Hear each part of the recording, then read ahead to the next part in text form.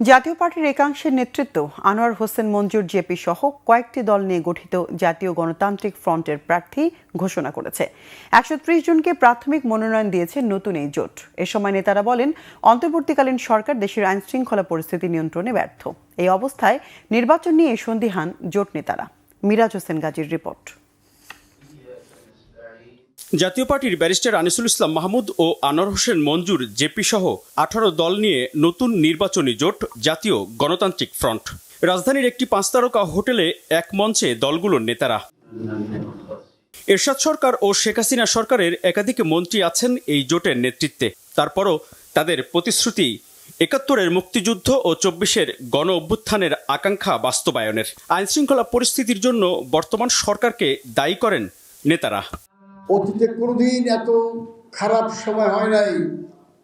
গোটা দেশ আজকে অগ্নিসংযোগ চলতেছে। আপনার মতামতের মিল না হলেও, কাউকে পছন্দ না হলেও তার বাড়িতে আগুন লাগাই দেবেন, তার ঘরে আগুন লাগিয়ে দেবেন, পত্রিকা আক্রান্ত করে দেবেন, মব সৃষ্টি করবেন। এইটার জন্য কিন্তু এই বিপ্লব হয় নাই, এই গণ অভ্যুত্থান হয় নাই।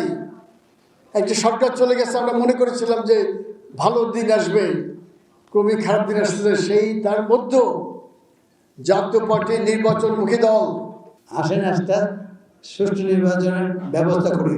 কার কাছে নির্বাচন চাবো? এরা কারা? আপনারা চিনেন? আমি তো চিনি না। আপনারা চিনেন?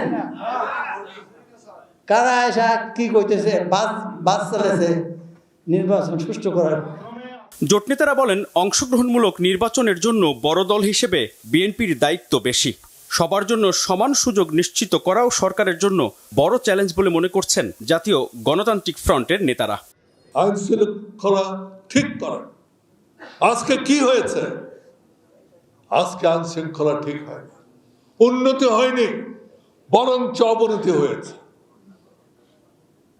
যার জন্য আজকে হাদির মতো একজন দেশপ্রেমিককে তার জীবন দিতে। আজকে হাদি মারা যাওয়ার পরে আমাদের মনের মধ্যে প্রশ্ন ওঠা উচিত যে আমাদের আরেকটি ভাই তার রক্ত দিয়েছে, তার জীবন দিয়েছে, তার বিনিময়ে অন্তত পক্ষে আমরা একটি গ্রহণযোগ্য নির্বাচন করি।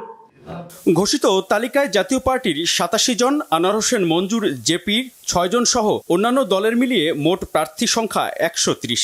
নির্বাচনের মাঠে চমক দেখানোর আশা নতুন জোটের প্রার্থীদের। মিরাজ হোসেন গাজী, বাংলা ভিশন, ঢাকা।